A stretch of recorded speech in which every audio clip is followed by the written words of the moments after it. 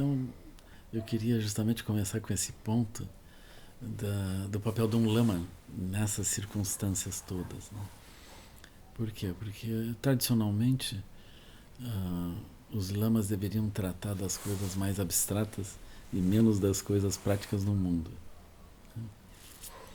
No entanto, surge uma fresta para essa questão, que é a questão da vida humana preciosa. Então, todos nós temos uma vida humana preciosa.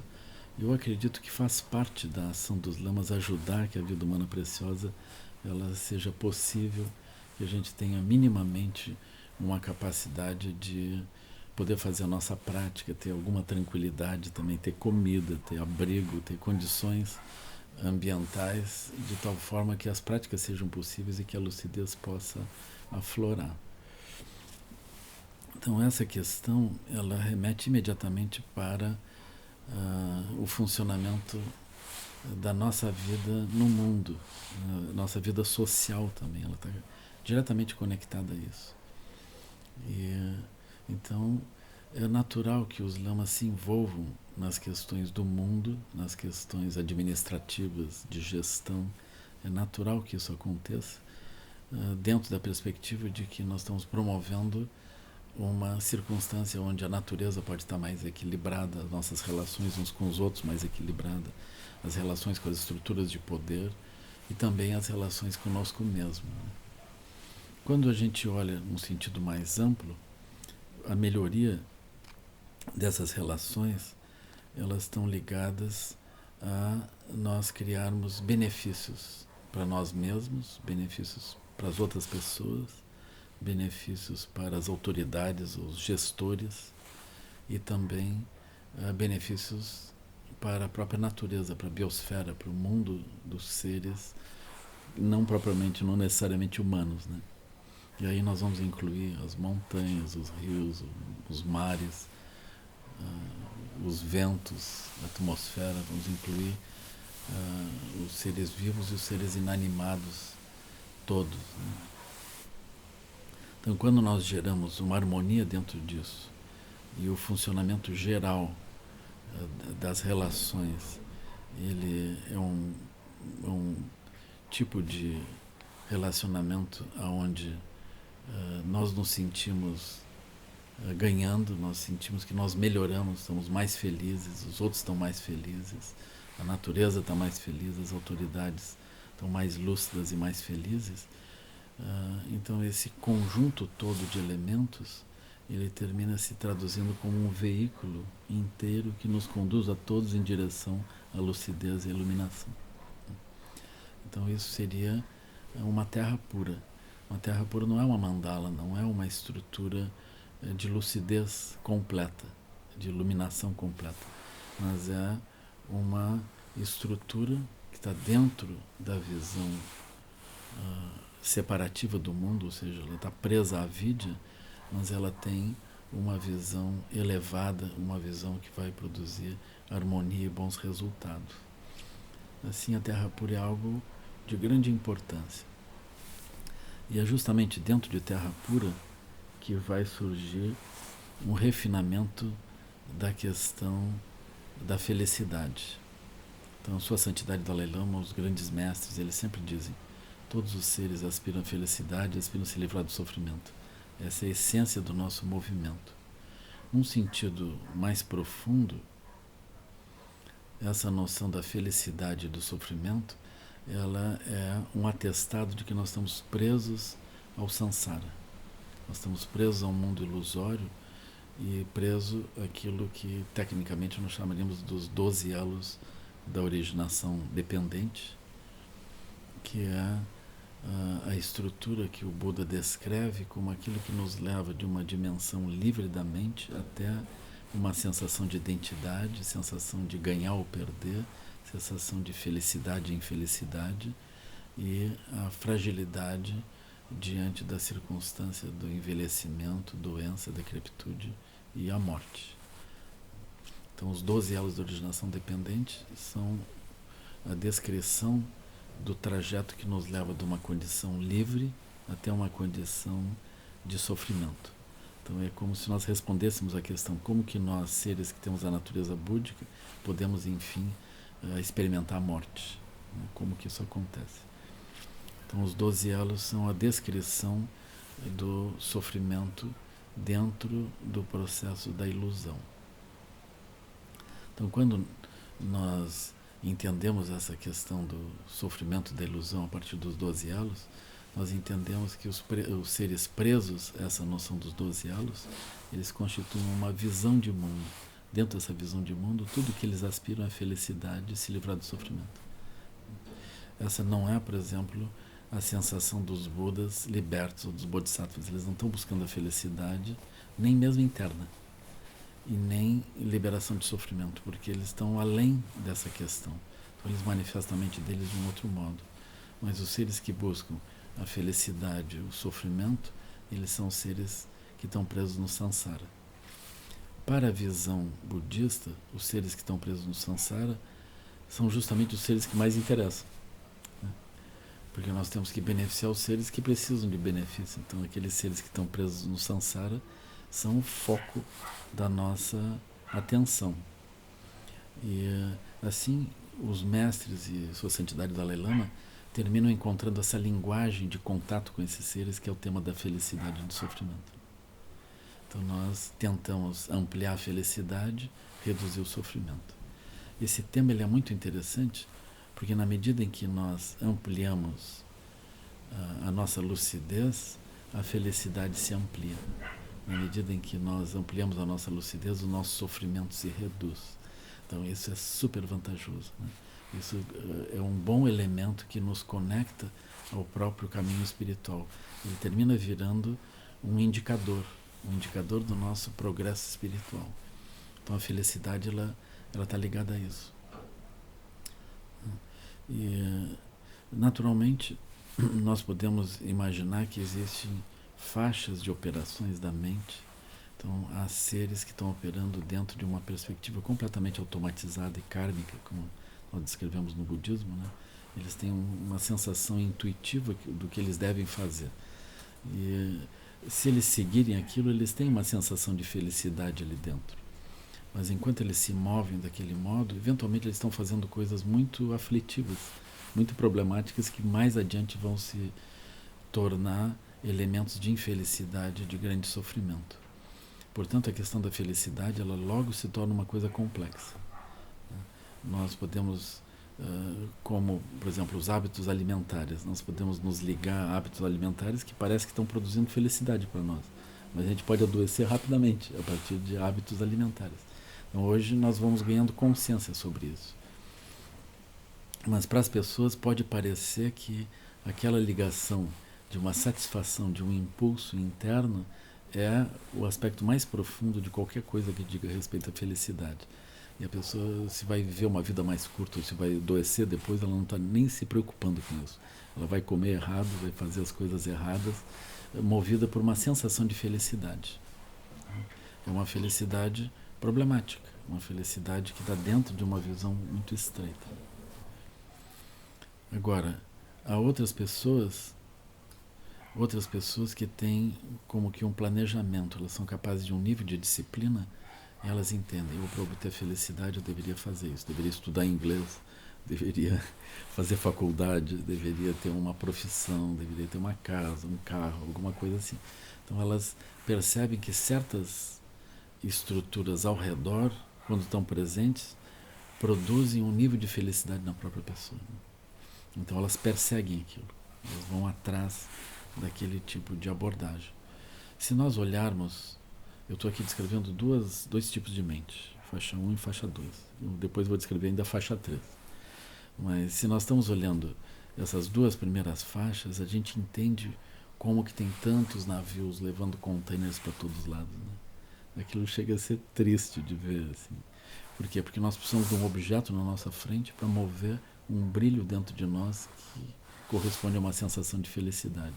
E esses objetos um pouco mais adiante não tem mais poder nenhum. A gente olha para o mesmo objeto, ele perdeu o poder. Por isso que a gente precisa de mais navios que tragam outros objetos que a gente vá se alegrando, né? E essas circunstâncias todas traduzem essa perspectiva de nós buscarmos a felicidade pela manipulação das condições ao nosso redor. Então nós vamos manipulando tudo, trocando montanhas de lugar, nós vamos vendendo montanhas para os chineses minerarem, vamos vendendo coisas para lugares e para outros lugares, porque eles precisam de cobre, precisam de ferro, precisam de materiais para produzir as coisas que as pessoas, talvez por amor uns aos outros, eles oferecem, porque eles aspiram também à melhoria da sua vida, eles precisam disso tudo. Né? Nós somos essa civilização que está movendo montanhas para produzir transformações ligadas à felicidade. Por outro lado, essas montanhas que se deslocam dos ambientes naturais, elas vão terminar ampliando os grandes lixões dos vários lugares, e a nossa civilização está produzindo isso, né? Deslocando materiais da natureza e criando grandes lixões em vários lugares. Aí a questão ambiental surge o esgotamento desses materiais, surge o esgotamento da energia, surge os resíduos dessa movimentação toda contaminando o ar, a água, etc. E hoje, como já algumas dezenas de anos já tinha sido visto, hoje nós estamos entendendo a impossibilidade de manter esse ritmo e a inevitabilidade de nós gerarmos outros tipos de solução que nos levem a um nível de satisfação, que nos levem a um crescimento, mas sem a necessidade de esse nível tão elevado de destruição ambiental, de manipulação de materiais. Hoje há grandes pensadores, grandes economistas, e esse é um tema geral. Como que nós podemos promover o desenvolvimento, como que nós podemos avançar com menos impacto ambiental e com mais satisfação. No meio de tudo isso, a questão da felicidade se torna central, porque todos os seres, em meio ao mundo condicionado, eles aspiram à felicidade, aspiram a se livrar do sofrimento. Aí surgem indicadores, né? Tem os indicadores como tudo aquilo que a gente conseguir manipular de materiais, ele tem um impacto na economia, então eu posso quantificar os valores financeiros que estão transitando e eu chego à conclusão que quanto mais valor financeiro é gerado e quanto mais materiais são gerados, mais coisas são geradas, e são coisas que ganham o seu sentido e o seu valor financeiro pela felicidade que produzem. Então esse número PIB, que manipula toda a nossa capacidade, que indica toda a nossa capacidade de manipulação das coisas, ele é um número que se refere minimamente a essa felicidade que vem da necessidade nossa de mudar tudo ao nosso redor. Aí é que se torna importante também outros indicadores, como esse indicador associado à felicidade. Por quê? Porque nós vamos percebendo que os indicadores ligados à economia, eles estão ligados a uma felicidade que é muito passageira, muito rápida e muito demandante de energia, de materiais, etc. Mas, se nós percebermos esse aspecto profundo da felicidade, aí nós podemos entender como que, em lugar de nós buscarmos o máximo de movimentação econômica para obter um nível de felicidade, nós poderíamos buscar o mínimo de movimentação econômica para obter um máximo de felicidade. O nosso caminho deve ser o contrário, não maximizar a economia para obter um nível de felicidade, mas minimizar a economia para obter um nível de felicidade que eventualmente pode ser maior. Então aí entram as tradições espirituais, onde eu veria o budismo como uma delas, mas não a única. Então as diferentes tradições espirituais, elas vão tratar dessa faixa 3, ou seja, de como que nós entendemos o nosso mundo interno. E assim, a felicidade ela vai surgir observada por nós mesmos. Quais são as condições que nos mantêm felizes e que podem melhorar nossa saúde, podem melhorar as condições nas quais nós vivemos. Então essas condições internas, elas estão associadas à experiência de um brilho da nossa mente. Essa noção de eudaimonia, que é essa noção grega que associa um certo dom que a pessoa tem e um certo magnetismo que a pessoa tem e uma energia. Então, quando nós olhamos esse conceito grego de felicidade, ele se contrapõe, ele ultrapassa o conceito de hedonismo, do hedonismo também associado à felicidade. Enquanto que o hedonismo nós buscamos simplesmente obedecer os impulsos daquilo que a gente acha mais interessante, esse aspecto de eudaimonia, ele corresponde à compreensão de que há um brilho interno em nós e que há uma espécie de um dom, um magnetismo interno. Se nós pudermos ampliar isso, isso ultrapassa completamente toda a felicidade associada ao hedonismo. A felicidade associada ao hedonismo é algo que hoje um objeto nos alegra, amanhã nós rejeitamos o objeto. Está completamente ligada à experiência da roda da vida. Nós também podemos dizer, o objeto que hoje nos alegra, amanhã ele nos entristece. Ou a pessoa que está hoje do nosso lado e nos alegra, sob o ponto de vista limitado, amanhã ela é um problema para nós. Então, nós estamos nesse tempo onde nós puxamos coisas, puxamos pessoas para junto de nós e ao mesmo tempo nós rejeitamos as pessoas e rejeitamos os nossos objetos. A impermanência se acelerou. Nesse sentido, é um tempo de degenerescência. Mas a nossa mente está intacta, a nossa natureza está intacta. Nós podemos sentir esse aspecto profundo. Eu acredito que a cultura budista de diferentes países, incluindo o Butão, naturalmente, que é um país equilibrado a partir da sua origem, né? Um país que não foi tocado pelas guerras, pela destruição, ele tem uma capacidade de trazer esse legado da cultura budista da Índia, da cultura budista do Tibete, de todas essas regiões. Ele tem essa maravilhosa influência dos mestres, não apenas que vieram da Índia, mas os mestres que vieram de Ordian, que vieram de outras regiões.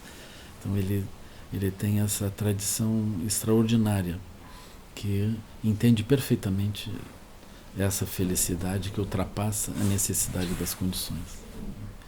Eu acredito que agora já e nos tempos que vão seguir, esse tema vai ser um tema crucial.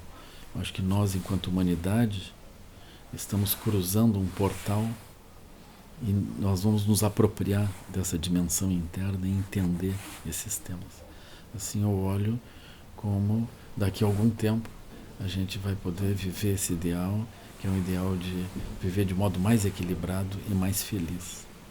Quando nós entendemos essas dimensões internas, nós vamos dar um outro significado para a ciência, para a filosofia, para a arte, para a ecologia, para a agricultura, para o cuidado da saúde, para a educação. Todas essas áreas e muitas outras vão ganhar outro significado a partir dessa visão interna, dessa liberação e dessa capacidade nossa de gerar essa felicidade. E na medida em que nós vamos aprofundando isso, eu acredito que vai surgir também concepções de vida, concepções de sociedade, concepções de relação que vão dar origem a terras puras, ou seja, ambientes condicionados, mas favoráveis, ambientes muito úteis. Então, nesse sentido, eu acredito que os mestres do passado vão se sentir muito felizes, porque é como se os ensinamentos do passado eles pudessem ganhar uma abrangência e uma utilidade muito grande na sociedade como um todo.